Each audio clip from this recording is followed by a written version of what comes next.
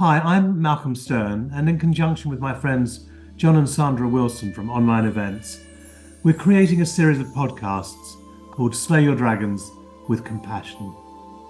My book of the same name was conceived and inspired by the suicide of my daughter Melissa and the journey that took me on and the internal resources that I found.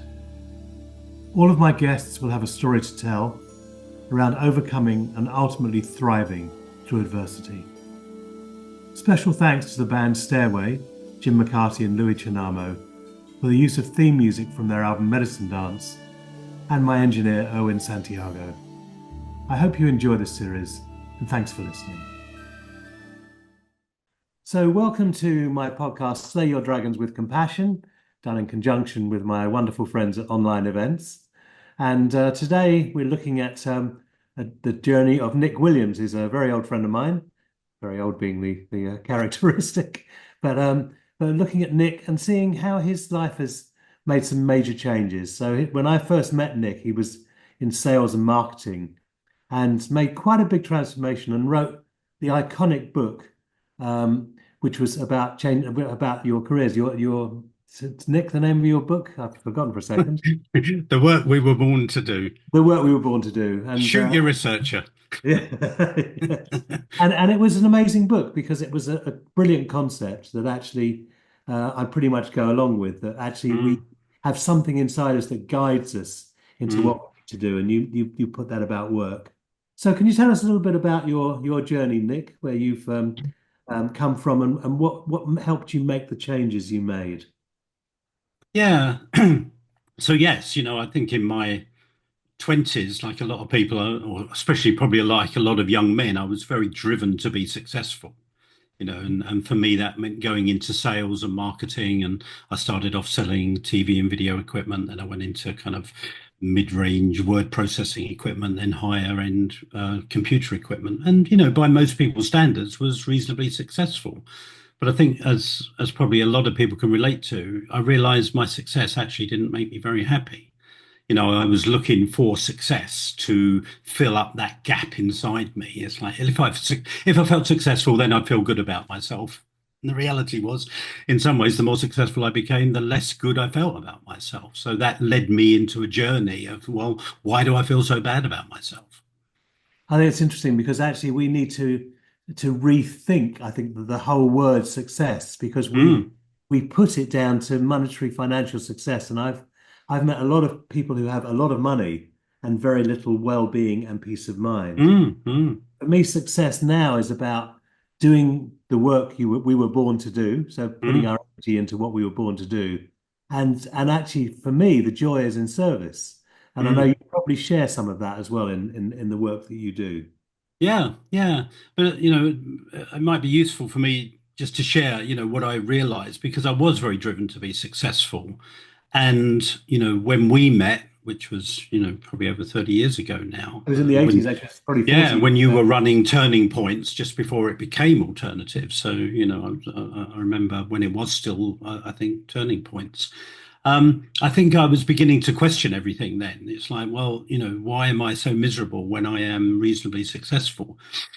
And so for me, the adversity that I've been dealing with really is, I'm not saying my childhood was any worse than anybody else's. My childhood was pretty normal in many respects, but basically I've been dealing with my own childhood wounding, and not just the childhood wounding, but I've come to believe, as I'm sure I think you probably agree, that we're also the inheritors of ancestral patterns and programs.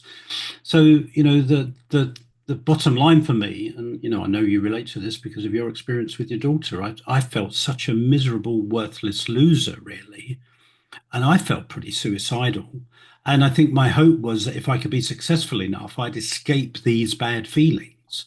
And I Mhm. realized I couldn't escape these bad feelings by being successful. So, around the time we met, I'd gone into therapy and was starting, I suppose, a kind of spiritual quest, which was to turn and face the pain I'd been trying to succeed myself away from. And really, I've spent the last 35, 40 years kind of continually doing two things really. One, facing the pain inside me and the suffering, like we all are doing to some extent. And then secondly, seeing how I can show up in the world and share the gifts that I have. So Something those are that really two strands of my life, inner work and outer leadership. So they're important points you've made there of turning to face the pain. Uh, Mm, and very often we are looking for ways to disidentify with the pain, to mm, escape the pain. And mm, in fact, if we look at Buddhist philosophy, which has very much appealed to me, we recognize that pain is an inevitability of being human, mm, mm, and mm, how we deal with what comes to us rather than what comes to us is, mm. for me, is the answer anyway. Sure, sure. And I was listening to something yesterday, I can't remember what it was, but this whole idea of wound worshipping.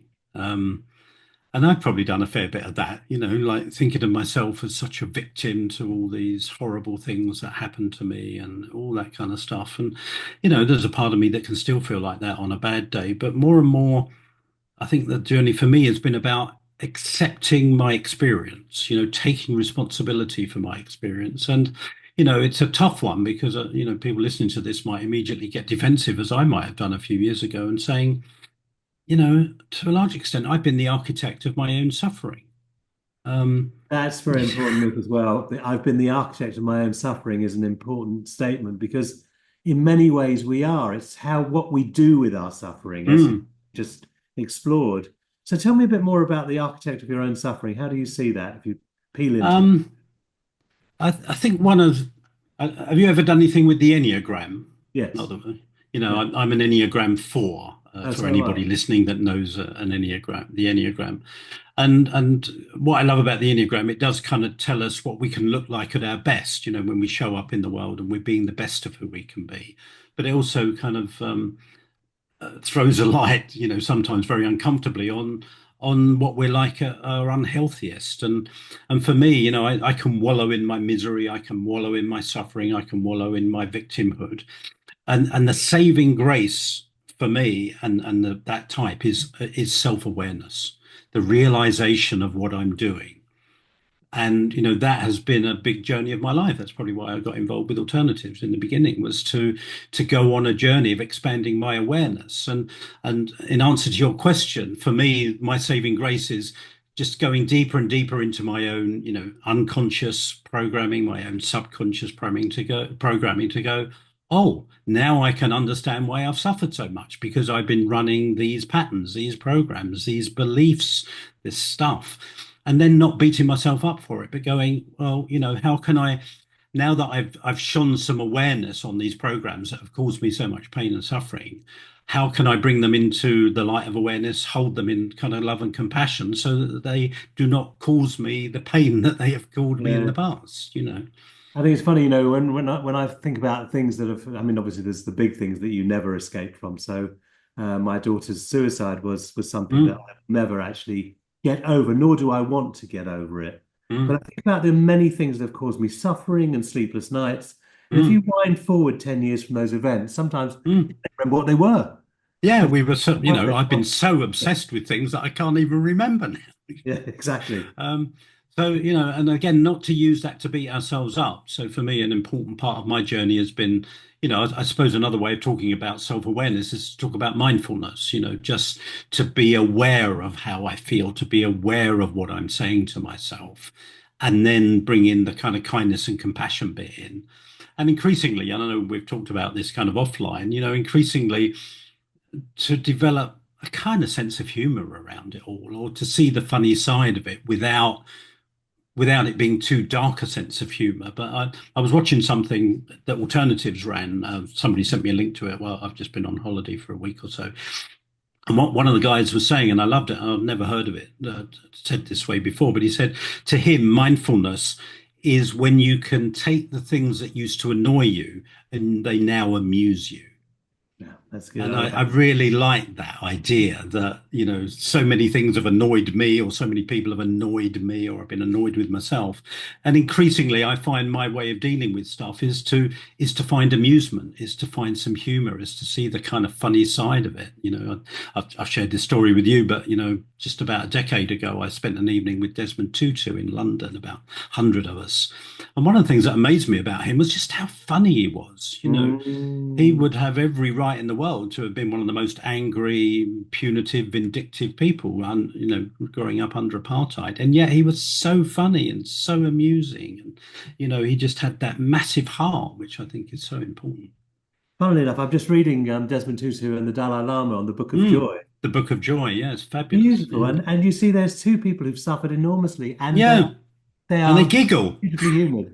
Yes, Yeah. exactly. They And giggle. they spend a lot of their time together giggling with each other. It Yeah. was fantastic. I don't know if you've seen, there's a BBC program called Mission Joy, which is the it's a documentary about their time together that week in Dharamsala, and it's just Yeah. so beautiful because they spent a lot of it giggling. Yeah, that's extraordinary. And I know when I'm running psychotherapy groups, and sometimes there's really unbelievably Heavy dark stuff things going that on. happen to Yeah. people, not suffering. I, for some reason, and it's not that I plan it, I find myself occasionally lifting it, and I have to be quite well tuned in this. Mm, mm. Otherwise, it can look like I'm. Yeah, it can go either way. Hostile. Yeah. Yes, yes. But actually, I know that when we bring, it's like we can rise for some humor and then go back into the depths again as well. And I think Mm. that there's some beauty in that as well. Yeah, no, I think, I've told you I did this course on stand-up comedy a couple of years ago. It was something I'd been promising myself to do all my life, and I eventually did it. And, most of my time now is spent kind of coaching leaders. And there's one particular guy I coach who's got a, multi-billion-dollar investment business, and he was having a very hard time. But I was talking to him about having done this stand-up comedy, and he said, I could really do with a laugh at the moment. So Mm. we tried to have a giggle because he was literally losing tens of millions of pounds. And I said to him, can you see anything funny about, what's going on for you in the difficulty of it? And he thought for a minute and he said, well, I did promise my clients consistency, and I am consistently losing them money. That's good humor. And it was just his ability to find something light in the heaviness of losing tens of millions of pounds for his clients that kind of was his saving grace in a way. Yeah. And again, it's doing it appropriately, but sometimes people just want to have a laugh because it's Yeah. all so damn heavy. Well, it's interesting because Diet Ram Dass wrote this book, The Grist for the Mill, and Mm, everything, mm, grist for the mill of awakening. So mm, everything feeds that placeness. So now these days, when things happen to me, I go, "Ooh, that hurts." It's like, what am I learning from it? That's what really inspires. mm, mm, What am I learning from this? How do I go through this with integrity mm, and facing into it rather than escaping from it, but mm, actually sort of like recognizing that we're on a journey where we're being educated in this mm. lifetime. Yeah, yeah. And for me, the education is in letting go of fear and returning to love. I guess that's the simple curriculum that we're all on, whether we recognize it or not. And I just do my best to look at all those places where I'm hurt and scared and afraid, and as much as I can bring love and compassion to them, and try and be kinder and more loving to myself to begin with, and then try and do my best Yes. to be kind and loving to other people. Yeah, so I've often sort of like said that psychotherapy, the true art of psychotherapy is love. Actually, if we Mm. can bring love to that work, then we are then doing the real work. Whereas we can often Yeah. our intellectual intelligence Mm. which doesn't actually get past that level and No, actually go down we a can level deeper. we just can be just very clever with people and go, well, yeah, I know you think you've got some issues, but I can see even more issues than you realize Yeah, you've got. exactly. Yes. So Yes. yeah, it's So let's take a look at the transition you made from being a sort of a sales executive into becoming a very pretty profound writer. I know the work we were born to do is a really mm, iconic book, as I said before. But what allowed you to make the transition from the business world into the much more caring coaching, writing environment that you're in now? well, my usual answer to that is being miserable and suffering a lot. Not a bad answer, by the way. I think actually something Yeah, about actually that actually when we do get confronted with enough suffering, we recognize the need for change. yeah, yeah. I, I just, I was in my mid to late 20s and thinking, what am I going to be like if I'm still doing this in 10, 20, 30 years time? My honest answer was I'd probably be an addict. I'd probably, I was drinking reasonably heavily at the time. I would have probably ended up in the gutter somewhere, or, you know, just given up in a way, Or just given numbing up you. on, And I think a lot of yeah. people there's that great track that Pink Floyd made called "Comfortably Numb." You probably know. Mm, mm, mm, And for me, that's the epitome of our human condition. That we numb ourselves and then mm. we don't really experience life. And I know that No. we've talked a lot about this, that actually there's something about facing into, not allowing ourselves to get numbed or so distracted, but to face Mm. into what happens in our life. Yeah, I think I probably came across The Prophet by Khalil Gibran, when I first got involved with alternatives. And one of the lines I always loved was, the deeper sorrow carves into your soul, the more room there is for joy. Oh, I like And that. I've I didn't I've know that bit. always no. So, in answer to your question, I just got to a point where I won't swear, but I just thought, sod it. I've because I'd been involved with alternatives for a year or two, and our friendship was an important part of that. I just felt like there is another world that I belong in. I don't really belong in the business corporate world. I've been there, but I never felt like I belonged there. There was another world I felt like I believed I belonged in, which was the personal development, spiritual growth world. I thought this is what I would love my life to be about. But obviously, it's very different to being an audience member to thinking I could make a career out of it. And I had no idea whether I could make a career out of it or not. But just something inside me said, well, find out. Yeah. You've got to let go to find out. So eventually I plucked up the courage just to quit. I had massive, overheads at the time because I had a big mortgage on a flat in Fulham. And I just let go and I took a few months out. And then, when I started moving towards starting my own business as a speaker and as a coach, basically, I fell into a black hole of depression for a while. The image I often had was like I had put a lid on so much pain. I had put a lid on so much suffering of mine, and because the structure of a job and all those things had been taken away from me, it's like the sewer just burst, and it's like there was just all this stuff I had to begin to face, and I've been facing it for the last 30, 40 years, and I'm still dealing with it, but a lot more of me now is more confident and more potent and more myself. Yes. The power. I suppose if my philosophy were one thing, it's like the power of being who we truly are. And increasingly over the last 40 years, I've been less of the roles that I thought I should be and more of the essence of who I truly am. And I think that's the challenge of life, isn't it? To really be the essence of who we are, so Mm, not having mm, to behave in a particular way to get acknowledgement from people, but we're actually being who we are. yeah, We're talking about pain just now. I just thought of another Gibran line from the Prophet, which is, "Your pain is the breaking of the shell, and yeah, it is your understanding." And I just think yeah. that's so profound. Yeah, we have to break a shell, and as they say, you have to smash a few eggs to make an omelette. It's not always pretty to begin with, It's and not for always. me, it was not pretty. But you wrote And this wonderful book, mm, about the work we were born to do. mm, What was the inspiration for that? Because I know that really gave you a big launch pad as well. That sort of sure, made your name to some degree. sure, yeah, yeah. It's what if people do know of me, it's probably what they know of me for generally. Um, yeah.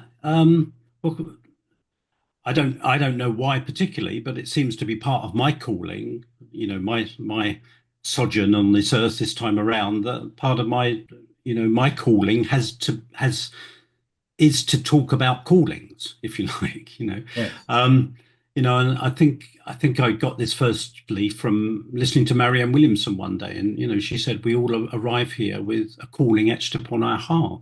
And I just thought, what a beautiful expression. We Mhm. all arrive here with a calling etched upon our heart. Now, did anybody ever tell me that I had a calling etched upon my heart? No. Um, but I felt, I just had this deep sense that I was here to do something, and I didn't know whether that was deluding myself or whether that was a true calling. But the only way to find out was to follow it and see where it led me. So yes, it's been a heck of an adventure, but yes, I seem, I guess it's why I was first attracted to alternatives, because alternatives was about pioneering in consciousness and exploring frontiers of consciousness.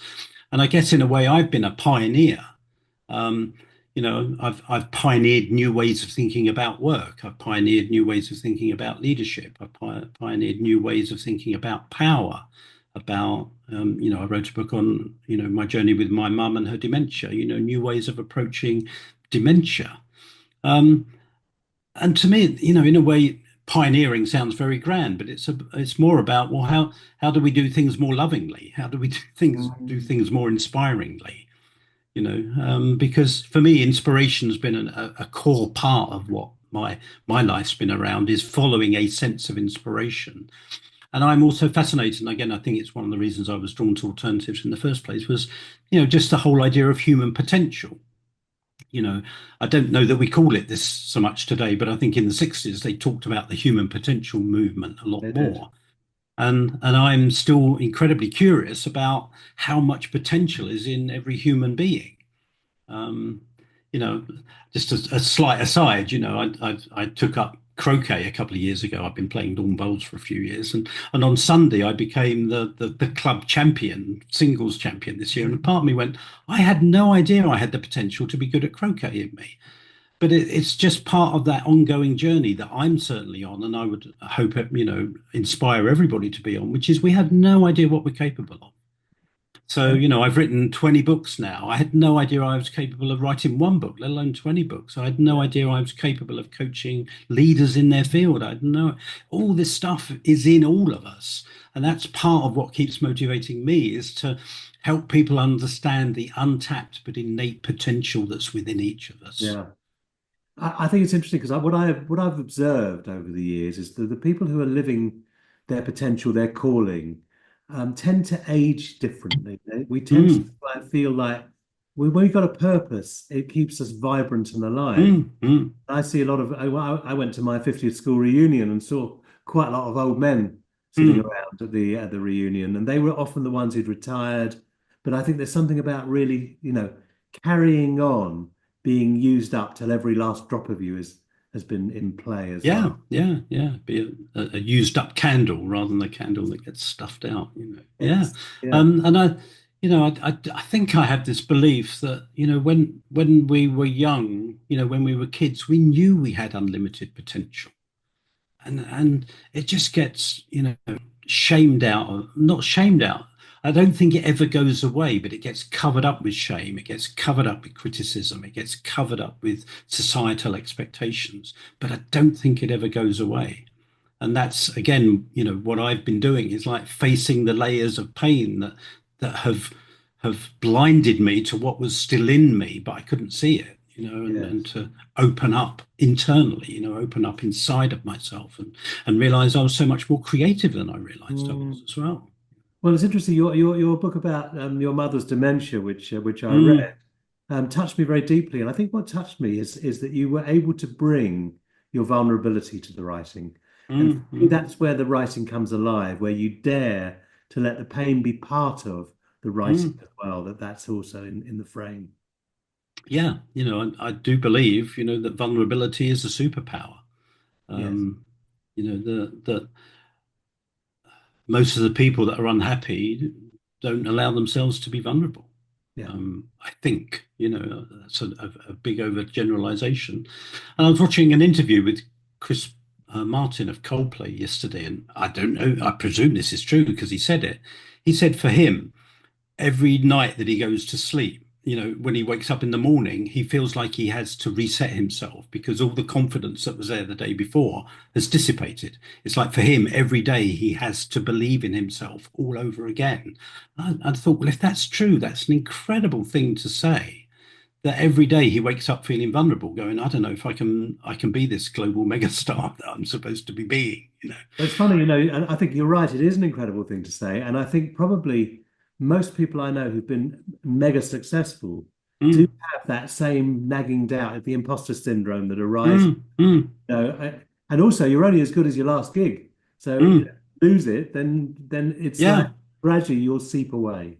yeah, and I think I've been very judgmental of myself for being so vulnerable so often, but I've come to accept that is part of my makeup, and I've found more of the strength in me as through the vulnerability. But I think a breakthrough for me, and it's partly my kind of bragging rights, so I'll do a quick brag. But I coached somebody about 15, 16 years ago, and she's ended up being the producer of all the series and films of Downton Abbey. So, we're still good friends, and we've done some interviews and podcasts together. And I remember her saying to me one day that, her job as a producer, she said, whenever she believes that whenever anybody puts their creativity out into the world, they're going to feel vulnerable. And I just thought that was amazing from somebody who's working with world-class talent, to say everybody feels vulnerable. So it's not about avoiding vulnerability, it's about acknowledging it and knowing how to manage it. Because what she was saying was that she wanted to create a workplace where it was okay to come in and feel vulnerable and ask for help and help build people up so that they could give their best performances. So part of me, when I had that conversation with Liz, said, well, if the best people in the world still feel vulnerable, what am I making such a fuss about? Right. Yes. Vulnerability does not exclude us from doing amazing things. Yes, that's It's right. actually often the gateway into doing amazing things. But I think that you've tapped on something also that's quite important here, which is the vulnerability of the creative process. Mm, mm, Because I was just before we came on air, I was a friend of mine was playing me this video that she'd just been singing in, and that mm, her brother had made this beautiful video. And the guy who'd commissioned the video obviously had a picture of what he thought the video should look like mm, and match his picture. So he was basically damning the creative process and mm, rang up the guy who'd made the video and said, mm, I'm so moved by your video. And he was so pleased to hear from me that actually it was like, um, it's our creativity is such a refined thing. mm, It mm, doesn't come from a place of ego usually. It comes from a place of allowing the muse to come through mm, you, mm, mm, make something happen. mm, And I know that that I like that we're talking about vulnerability because I think that's a really important facet in mm. the whole picture we're looking at here. Yeah.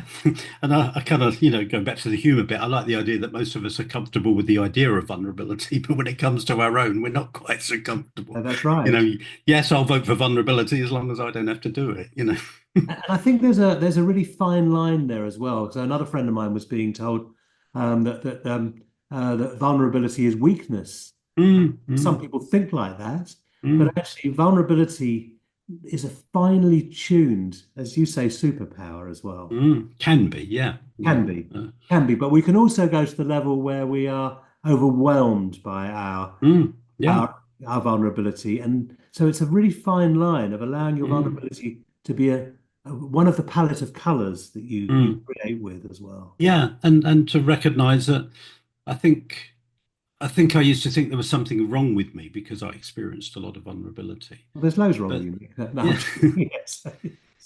now I know there's a load wrong with me as Yeah. opposed to just thought there was. But it is. I like that idea of it's a doorway we often have to walk through, Yes. and it's just part of the human condition. You know, we live in a world that's potentially full of scary stuff. No wonder we feel um, vulnerable. Yeah. If we're going to put our gifts out into the world, if we're going to put our individual expressions and the most tender parts of ourselves out into the world, of course we're going to feel vulnerable. Mm. And so, what I was going to get at there was, instead of being cross with myself for being vulnerable, I've done my best to acknowledge myself for being courageous and brave and going, Yeah. that's a risk to put that out there. And, we know today, whatever you put out into the world, there's always going to be haters for it. Yeah, that's But, right. and the only way of avoiding criticism and hate is to do nothing at all. But to again, for me, it's about dismantling many of those fears and those defenses that, go back to childhood or whatever, and just go, I'm going to put this out there anyway. And Yeah, even if people don't like it, I guess there's going to be some people that are going to be really grateful that I put it out there. I absolutely agree. And I just want to come back to the book you wrote about your mum and dementia, Mm, and mm. wondering what you learned about dementia in that process of unwrapping what was happening with your mum. Oh, the illness of dementia is horrible. It's like losing somebody while they're still alive. And for me, a lot of it, and I guess for a lot of us, it's about the feeling of helplessness. You just see somebody going and you can't do anything about it. Um, and again, kind of having compassion for my own helplessness, and the reason I ended up writing a book, I, I do my best to turn my own pain into gifts, if you like. So that was always on my mind. But several of my friends kept saying to me, "Oh, my mum's coming, beginning to develop dementia. Can you share some of your experience with your own mum?" So that's why I actually put it into a book. Um, What's the title of the and book, by the way, Nick? Mum, Me, White Lies and Tea. Okay, right, yes, Yeah, yes. my journey into the heart of dementia. Yeah, mum died 4 years ago now, but I wrote it while she was still alive. Um, but yes, the vulnerability, the helplessness. But again, so part of part of pioneering, which I've done in my life and you've done in your life, is you suddenly find yourself on territory that you don't necessarily have a map for. Yeah, exactly. And That's when where I the true became creativity is, isn't it? Yeah, Yes. yeah. And that's where I found myself with mum. It's like nobody gave me the handbook on how to deal with a mum with dementia. So I didn't write a handbook, if you like, but all I wrote was, this is what this journey is likely to be like for you. And here's a few things that I've learned that have helped me along the way. So for me, part of what motivates me is, I am a coach and I'm a speaker and all those things, but also I suppose I do my best without it sounding, grandiose to be a guide. If if there's territory that I've been to that I've developed a bit of a map for, I'll share the map that I've developed because I know how much I've benefited from other people laying out maps for me and going, oh, I think you might find this useful to understand the experience you're having. Yes. And it's just so touched me that the people that have read the book and given me feedback on it have just said, thank you so much for writing it. It's Yeah. really, really helped me realize, what I could do and what I couldn't do, and be okay with that. It's almost like I feel like we have a duty to share the learnings that Yeah, we experience and that we can yeah, actually really help support people who are going through similar experiences, as you're saying. yeah. It is, our job, if you like, as elders to do that. If we've got experience that's useful to other people, it's kind of selfish not to share it. It's Yeah. not for us to ram it down their throats, but to say, hey, I've been where you were, and this is what I came to understand and realize. Maybe this will be helpful for Yeah, that's great. Well, Nick, we're coming towards the end of our podcast, and it's been a you. really enjoyable conversation, as it so often is with you as well. But I just the question I always ask at the end is, what's the particular dragon you've had to slay? What's the particular hurdle you've had to overcome in order to be who you are? And I'd like it to come spontaneously, so I don't set it up in advance. Sure, sure. Well, it would be the thing I think that you're that inspired this whole thing. I think what the thing it sounds so simple, but the thing I'm most proud of is that I'm still here. That I haven't killed myself. There have been so many times where I've just thought, I cannot carry on. This is too much, too painful. I just give up.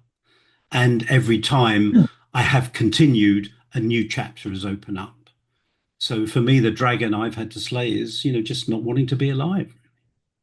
That's very honest, and I really appreciate that. It's funny, I was working in a group recently, and someone talked about suicidal tendencies, and I told them to close their eyes, and I said, "Who else in the room has had suicidal ideation at times?" Mm, mm, And every person in the room put their hands up. I think mm. being alive is not the easy thing where we're always smiling and on Facebook and on camera. It's No. we are dramatically challenged in this Mm, human existence.